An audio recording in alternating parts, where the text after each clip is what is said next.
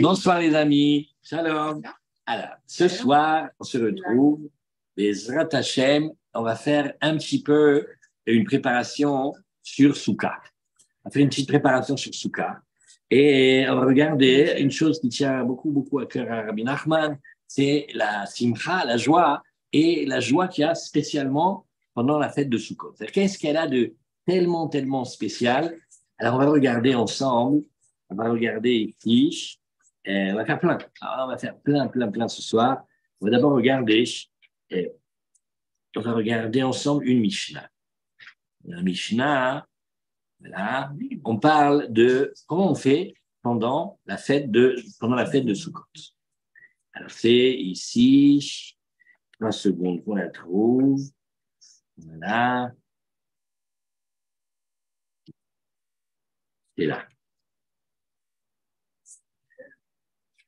Rocho Verubo. Voilà. Kol Shivat Ayamim, voilà ce qu'on fait ce soir. Vous pouvez regarder, c'est une Mishnah dans Souka, la page Koach, Kafret. Alors, on va commencer avec la fête de Sukkot. Kol Shivat Ayamim, pendant les 7 jours, c'est les 7 jours de la fête, Adam Ose Sukato Keva. Qu'est-ce qu'il fait l'homme? Il fait de sa Souka un endroit fixe. C'est là où il réside. Et Ubeito, Arai. Et maintenant, il fait de sa maison quelque chose d'accessoire, pas fondamental. Ça veut dire on va établir notre résidence dans la souka. Et voilà qu'est-ce qu'il fait de ça. Et comment il fait? Par exemple, s'il a des belles affaires, eh ben, il va les amener dans la souka. Matsaot, naot, nagid, il a des beaux draps, des belles couvertures, des beaux coussins. Là, la souka, il monte dans la souka. Parce qu'avant, quand on faisait la souka, il y avait des maisons. Et les maisons, comme les toits de la vieille ville, ça ne veut dire pas des toits comme en France, mais des toits, il y a comme une terrasse. Et alors, on montait en haut, on était sur le toit, et on amène là-bas tout ce qu'il y a de plus beau. Ochel, Veshoté, ou Metayel, Basouka. Maintenant, il est marqué, mange dans la souka, bois dans la souka, on se promène dans la souka. Qu'est-ce que ça veut dire on se promène dans la souka? Tout ce qu'on aime faire, on le fait dans la souka. Les tioul, c'est dans le sens tout ce qu'on aime faire, alors on le fait là-bas dans la souka. Et aussi, et qu'est-ce qu'il fait? Aussi, il dort dans la souka. Et c'est ce qu'on va regarder ce soir. C'est-à-dire, vous voyez, il mange, il boit et il dort dans la souka. Donc, qu'est-ce que ça veut dire qu'il dort dans la souka? Il y a un truc qui est spécial, unique au monde, c'est du jamais vu. D'habitude, si on veut faire les mitzvot de la Torah, il faut être réveillé. Hein. Réveillé, il faut être conscient qu'on fait la mitzvah. Mais la souka, on dort, c'est-à-dire on est là, s'abandonne, met un joli matelas, on dort, même si on dort 5 minutes, c'est super. Et ça s'appelle qu'on fait une mitzvah. Maintenant, où on a vu dans le monde que quand on dort, on fait une mitzvah? Bon, si c'est une horreur, si c'est une calamité, il y en a des fois, tu dis, mais dors, fais-nous plaisir, tu nous juges. Mais à part ça, il y a certains qui disent la mitzvah d'être en Israël. La yeshiva en Eretz Israël, quand tu es en Eretz Israël, aussi, tu dors, tu fais aussi la mitzvah d'être en Eretz Israël. Mais à part ça,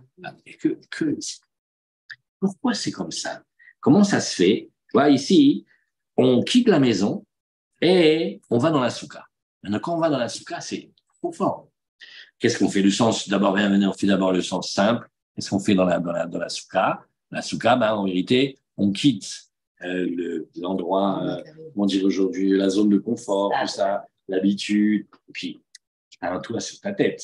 Sur ta tête, ça veut dire que tu te sens, tu vois, t'es posé. Et là, tout peut arriver parce qu'on est dépendant de s'il pleut, il n'y a pas le toit de la souka, qui ne peut pas nous protéger. Qu'est-ce qu'on fait? On va chercher des palmes, on va chercher des roseaux, on va chercher des branchages. Comme il y en a certains, ils vont à la mairie chercher des palmes gratuites. Donc, la mairie, elle distribue, elle donne des adresses. Et à Ramat Gan, la mairie, elle distribue les palmes gratuitement et tu les mets au-dessus de toi. Maintenant, voilà comment on fait. Et on vit là-dedans pendant une semaine. On marche une semaine. Et après, quand c'est fini la fête, on va retourner dans la maison. C'est-à-dire, on vit quelque part, on vit dans la précarité. On ne sait pas ce qu'on a, en fait. Et même si notre maison est très, très, très, très belle et très grande, on quitte la maison et on va, comme si on allait comme ça dans un exil, on va dans un endroit comme ça et on est très, très, le moins de petits trucs, ça prend une grande importance. S'il fait froid, s'il fait trop chaud, s'il pleut. Ah. Et Bediou Kachem, il veut que on se mette là-bas dans la soukha et, pendant toute la fête de Soukha, il y a 1000 raisons de se réjouir. Alors, c'est marqué que toutes les fêtes, on se réjouit. Il y a une simcha dans les fêtes, la simcha de Yom Tov. Mais celle de Soukha, elle est encore plus grande, elle est incroyable. Ça s'appelle simcha yetera. C'est une simcha encore plus grande. Et ça se fait par le fait de résider dans la soukha et de faire de quelque chose qui est d'habitude fragile et éphémère, ben on fait comme si c'était là qu'on vivait pour de vrais mamaches. Et c'est pour ça qu'on va tout faire comme si on vivait à la maison. Il y a plein de lois qui viennent de ce phénomène-là, c'est que on doit résider dans la soukha comme on habite à la maison. Juste une chose, c'est que on se tient à soukha avec kavod. Avec kavod, ça veut dire pas rentrer la poubelle dans la soukha, on laisse pas les casseroles comme ça. Vous connaissez comment on fait. Et aussi, on parle bien, on dit des belles choses dans la soukha. On parle que des choses super belles et on invite des amis, on invite la famille et on fait que la vie, elle est. Donc c'est Hachem. Il nous a donné une mitzvah spéciale, une mitzvah de quitter le monde qu'on connaît de la certitude. Quand quelqu'un il veut se poser quelque part, il dit mais attends, mais moi je veux d'abord avoir un toit sur ma tête. C'est la première chose que quelqu'un il cherche. Il va avoir un toit sur sa tête, de quoi payer son loyer, etc. Là maintenant, une semaine, tu vas au Sinaï. Tu vis dans les, comment on appelle, les couchottes. Tu vis Bémet. Et la soukha, elle doit être simple. Ça veut dire le toit. Le toit, c'est le scar. Maintenant, le scar, on a pris des branchages et on les met au-dessus de nous.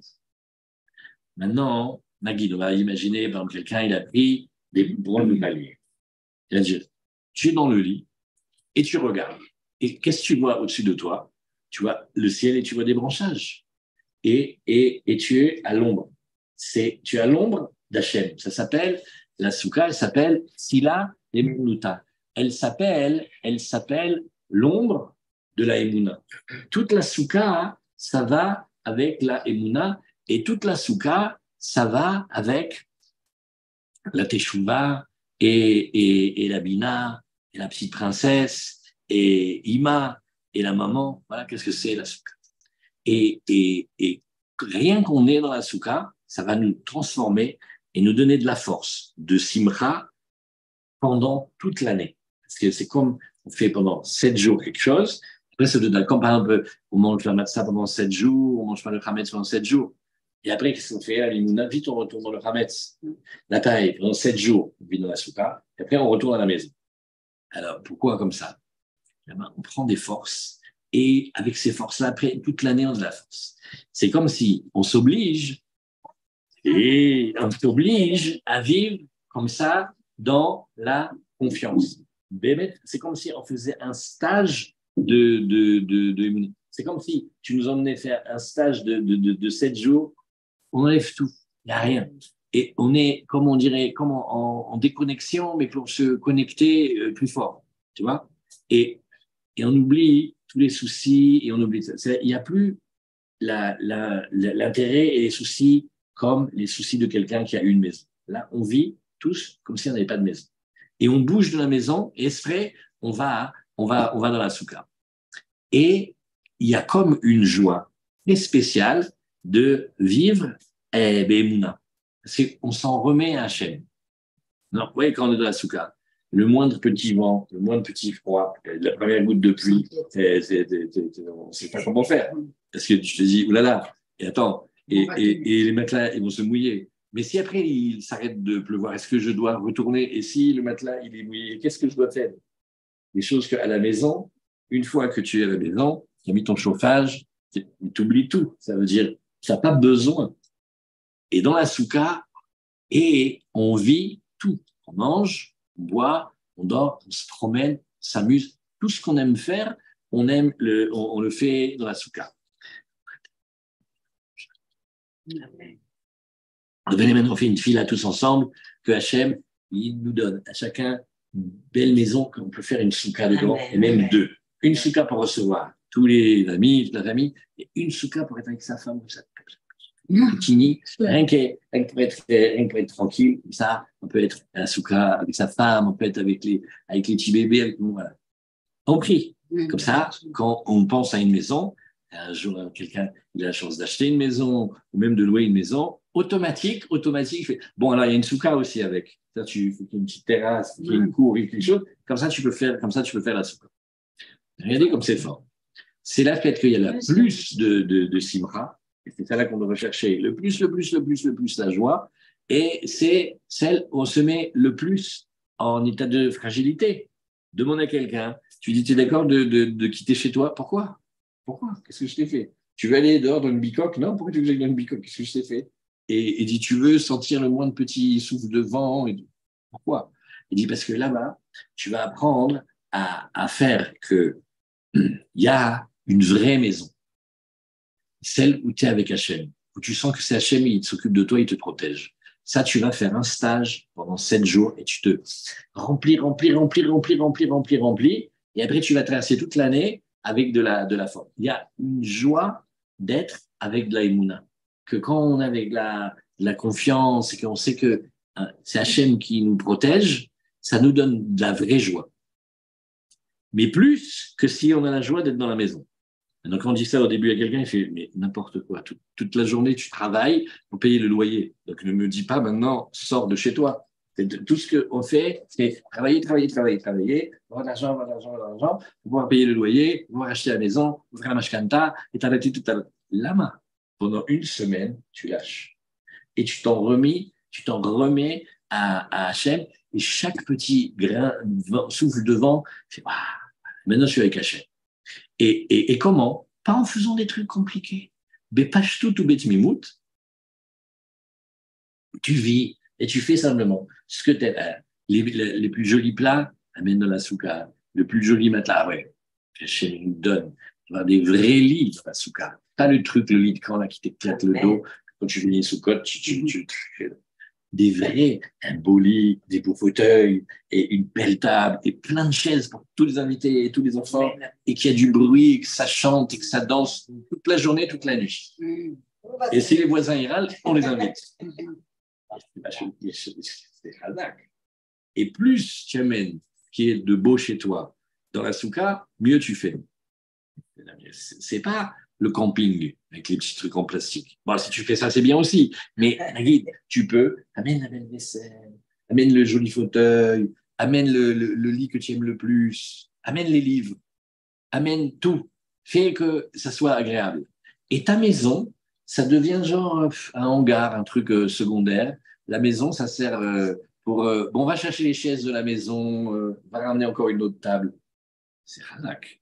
Regardez aujourd'hui comment la culture de la maison, il faut avoir sa maison, il faut acheter, il faut ceci et cela. Quelqu'un qui n'a pas de maison, mais vraiment le regard de travers. Quand, genre SDF. Eh bien nous, pendant 7 jours, on est SDF sans domicile fixe. Parce que le domicile fixe, ça devient la souka. Maintenant, quand tu rajoutes à ça mais on fait quoi dedans? Des trucs simples. Tu manges, tu fais la fête, tu bois, on amène la lisette, et tu reçois les amis, et vas-y, toi, tu amènes la guitare, et le petit vient, et on part, et on fait des cigares. Et en plus, quel cadeau on a, que c'est la Ilounat Rabbi Nachman, bidiouk en plein dedans. C'est Soukot, Rabbi Nachman, il ne nous a pas oublié à Rosh Hashanah, mais à Soukot, il est là, mais grave. Et c'est ça que tu fais. Après, il y a la mitzvah, il y a la mitzvah de faire il y a le loulav, et le hétrog, et la harava, et le hadas. Et après, en plein milieu pendant la fête, il y a Simchat Bet HaShoeva, que là-bas, on allait au Bet HaMikdash, et là-bas, qu'est-ce qu'on fait? On puise et on draine vers nous des eaux pures que c'est les eaux de la prophétie. Ça veut dire il se passe quelque chose avec la tête à Sukkot, mais pas comme d'habitude. Parce que à Sukkot, on est comme irradié, on reçoit, plein on reçoit plein de lumière.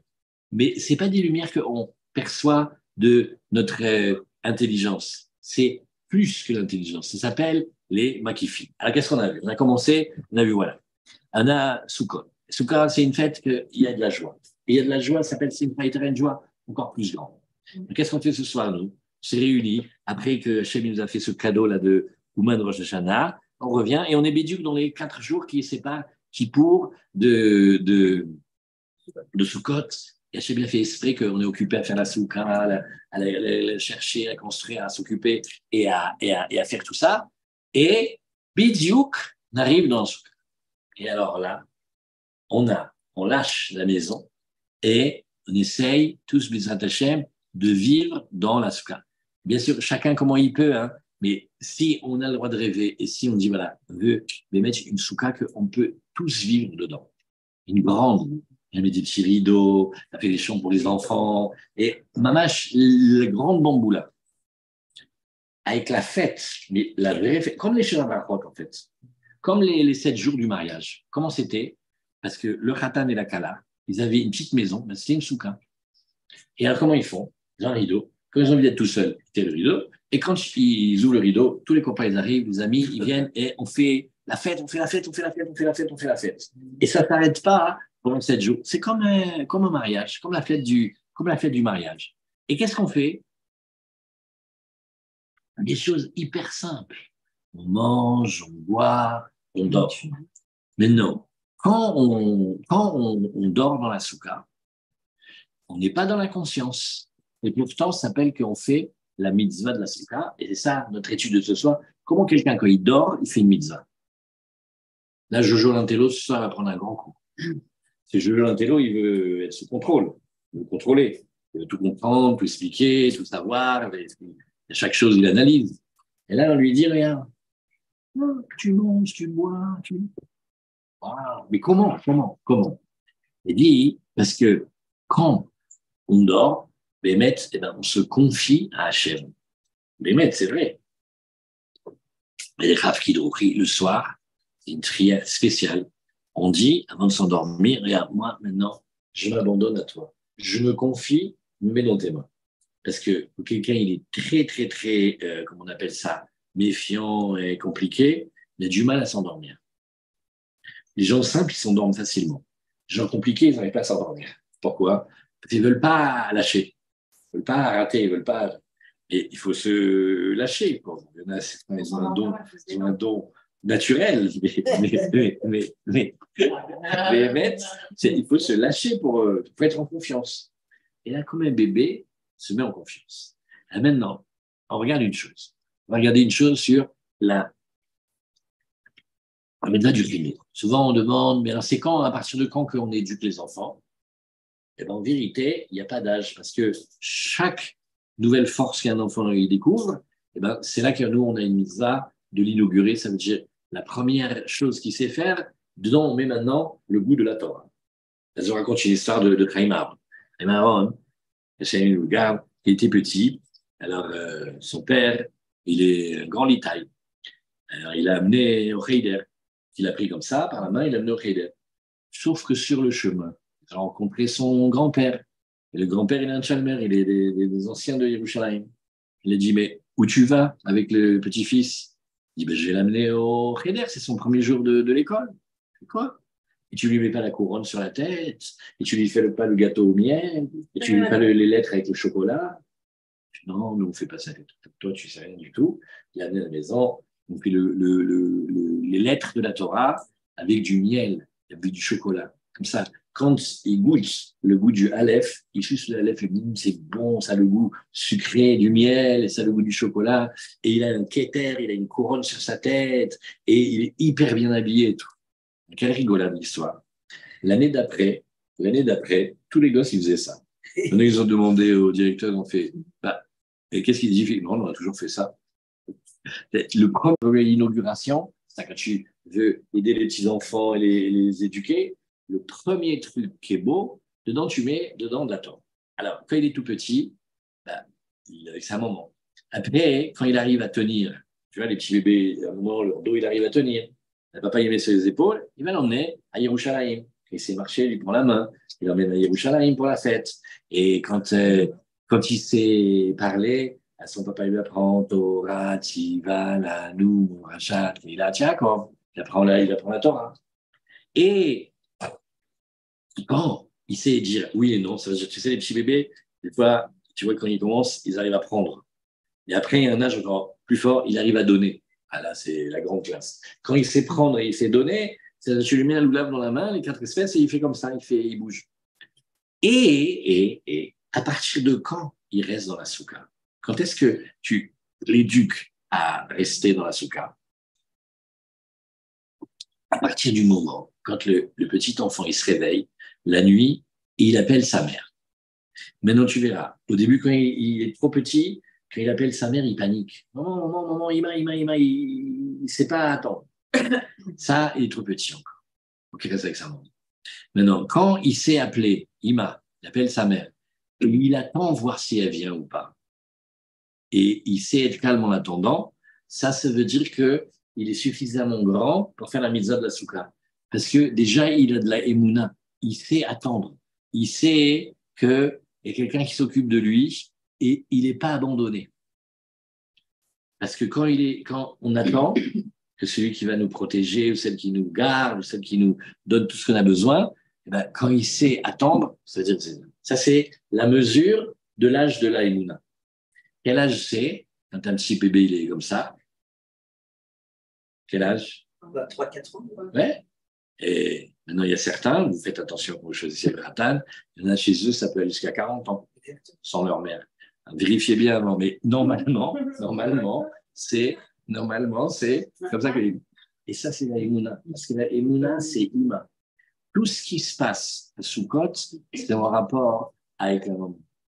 Un moment dont la vraie, celle qui est là tout le temps, celle qui a de la peine pour ses enfants, celle que quand le soir on se réveille des fois et on a de la peine pour le clan d'Israël et pour Hachem et pour toutes les galères du monde entier, c'est parce que il y a Ima. Elle s'appelle Ima, elle attend ses enfants, elle veut ses enfants.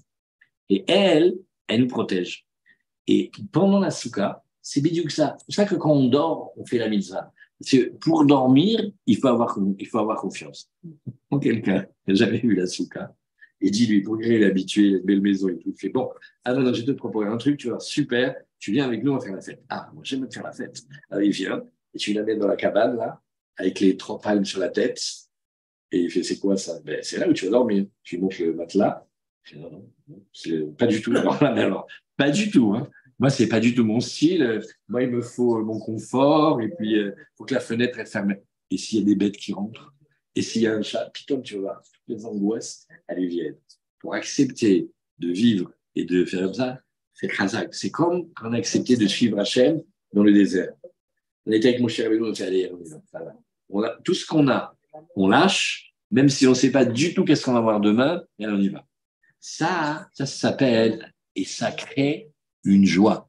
Parce que la source de toutes les joies, elle est dans le cœur, elle est dans la bina, elle est dans l'ima.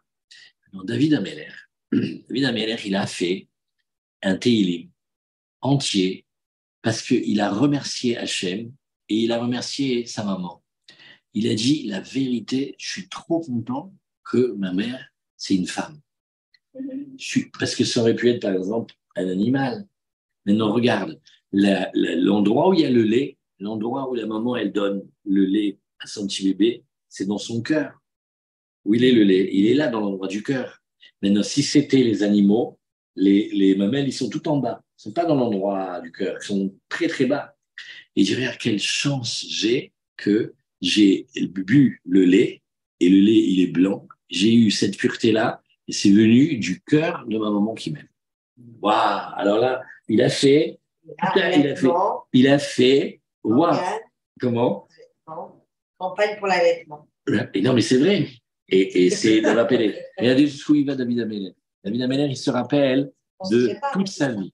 David Amelech se rappelle tellement, si vous vous rappelez, Bezrat Hashem, que cette année on reprenne bien les comptes, à un moment, dans les comptes de Rabbi Nachman, il y a un, il dit, moi je suis le plus vieux de tous. Mais maintenant, comment il s'appelle? Il s'appelle Yenouka, c'est le bébé. On ne comprend pas, c'est le plus jeune ou c'est le plus vieux? Il dit, tellement qu'il est vieux, il se rappelle de toute sa vie et même de ses vies d'avant, et même il se rappelle comment il était quand c'était Adam Arishon. Il se rappelle même de la toute première lumière. Et lui, David Amelech, il se rappelle de comment il a reçu la vie. Il a reçu la vie du lait de sa maman. Et le lait de sa maman, il est blanc. Maintenant, la Gemara, elle dit une chose, puis elle est pleine. La Gemara, elle dit, c'est quand même étonnant. Hein. On ne parle pas des trucs de médecine, on parle des secrets de la Torah basés sur des questions du monde. Je dis, c'est quand même fort que quand la femme, elle est enceinte ou quand elle allait, eh ben, elle n'a pas les règles. C'est quand même bizarre. Où il est passé le sang? Chaque mois, normalement, il y a la minorité et tout ça, alors où il est? Il m'a dit, non, c'est un miracle. Le rouge, il se transforme en blanc. Et le lait que la maman elle prépare, avec lequel elle va nourrir le bébé, en vérité, c'est tous les sangs qu'elle n'a pas eu, parce que justement, dans Hachem, maintenant, elle porte la vie en elle et elle va allaiter. Et ben, le rouge, il est devenu le blanc. Qu'est-ce que c'est le rouge est devenu le blanc? Les rigueurs sont venues des douceurs. Ce qui était rouge et dur, comme les sévérités, c'est devenu de la douceur, c'est devenu du lait. Et c'est ça le lait de la Torah. C'est un liquide qui est pur, il est bon et il est absorbé par le bébé. Et venez réfléchir sur un truc qui est dingue. Combien il y a d'ingénieurs chimistes qui travaillent pour Materna et lactose et tout ça? C'est pas milliers. Et bien, si tu vois la couche d'un bébé qui prend du lait artificiel, quelle horreur. Et si tu prends la couche d'un bébé qui allait le lait de sa maman, déjà du miel, ça veut dire on ne peut même pas imiter la qualité de la pureté de l'aliment du lait de la maman. Ça a fait rire. Mais c'est du miel. C'est-à-dire, Bémet, vous ferez la différence, c'est incroyable. Maintenant, l'autre, là, le machin chimique, là, il y a des milliers d'ingénieurs, toute leur vie, ils ont fait les études de gros, je sais pas quoi, ça sort pas bien. Ça sort pas bien. Le lait, c'est les rigueurs du sang qui sont atténuées. Tout ça, c'est ce qui se passe pendant la soukha. Les lumières et la force qu'on prend de là-bas, c'est les lumières de la Emouna. Ça s'appelle, là on avance encore un petit peu, ça s'appelle aussi ce qu'on appelle le Or Makif. Il y a des lumières et des intelligences qu'elles sont trop grandes. On ne peut pas les absorber. Mais elles sont autour de nous et elles nous permettent de vivre. Elles sont trop grandes, trop fortes, on ne peut pas les absorber. Mais elles nous entourent. Donc, quand on grandit, ces lumières-là, elles rentrent dans nous et elles deviennent à nous. Et dès qu'on les a acquis, hop, il y a des nouvelles qui viennent. Ça s'appelle les makifim. C'est pour ça que la soukha, elle nous entoure. Quand on est dans la soukha, on a des murs autour de nous et à part qu'on a des murs autour de nous, on a aussi le toit. Le toit, il s'appelle le skar. Et le skar, il s'appelle la Emouna. Et regarde ici, est-ce que tu veux me chercher, là ici, est-ce que tu veux me chercher dans Shirachirim, Smolo Tahat Leroshi? Tu veux me chercher? Spécialiste, je vais laisser des pros. Hein. Celui-là, un mois on l'a mis à voir. Celui-là, il m'a servi à Oman. Heureusement qu'il était là.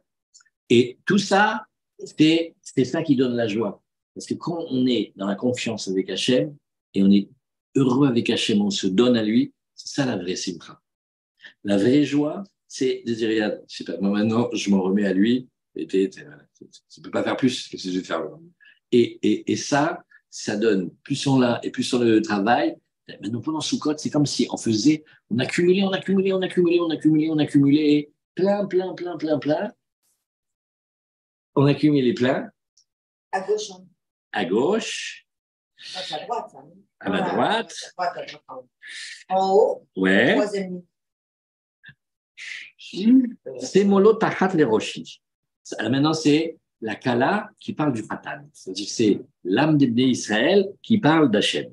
Alors, c'est comme c'est un poème que Israël et Hachem, ils s'aiment très fort. Alors, ils se disent des beautés. Alors, il dit, tu vois, moi, qu'est-ce que j'aime chez mon Khatan? Sa main gauche, elle est sous ma tête. Ça veut dire, il soutient ma tête.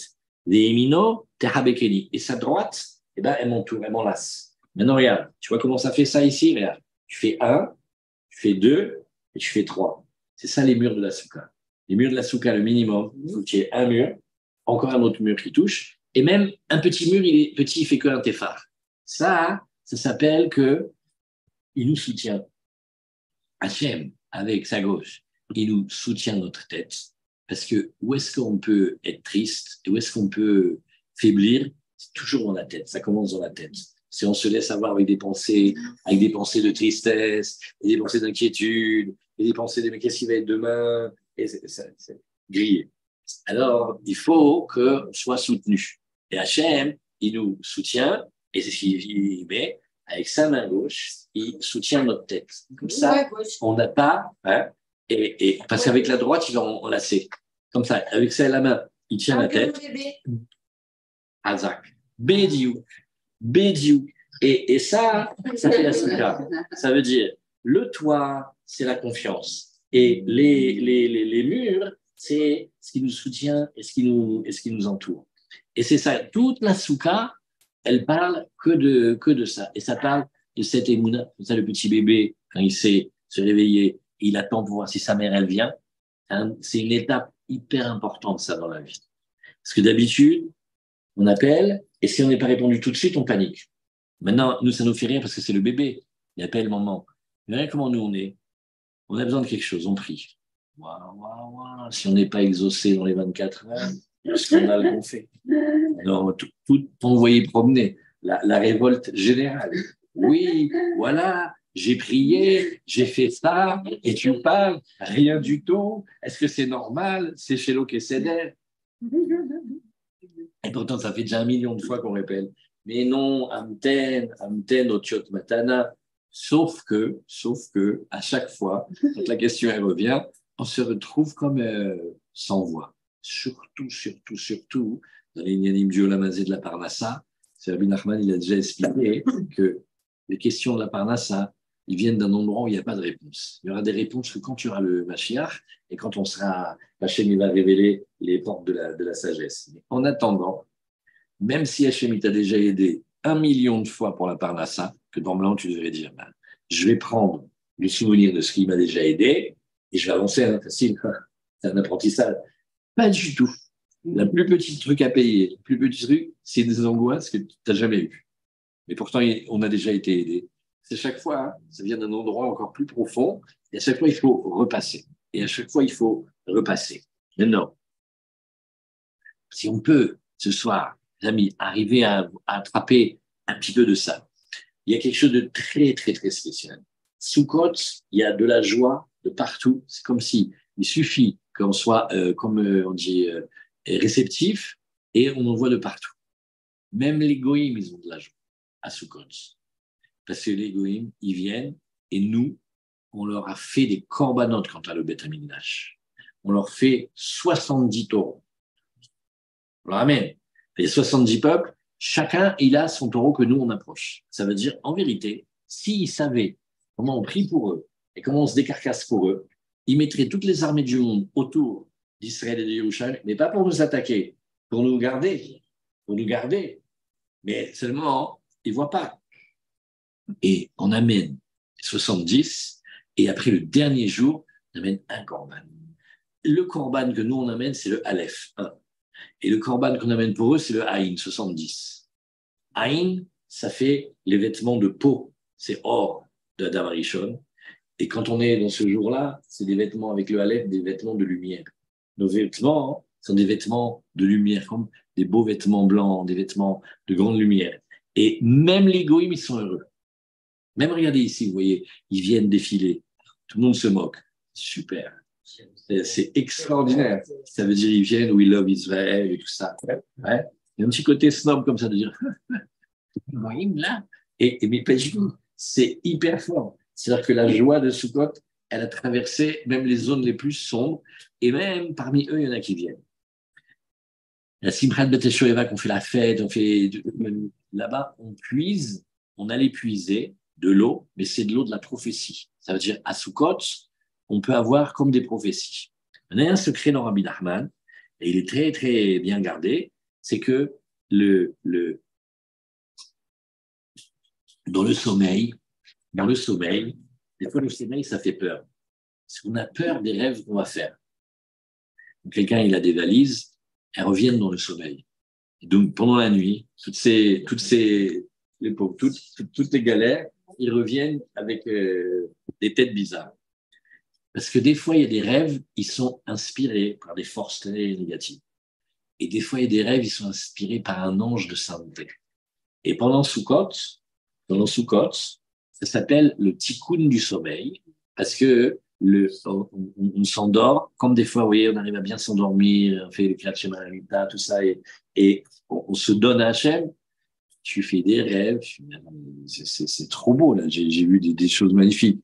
Et tu te réveilles, et tu es tout heureux tu te rappelles un petit peu du rêve, c'était trop beau.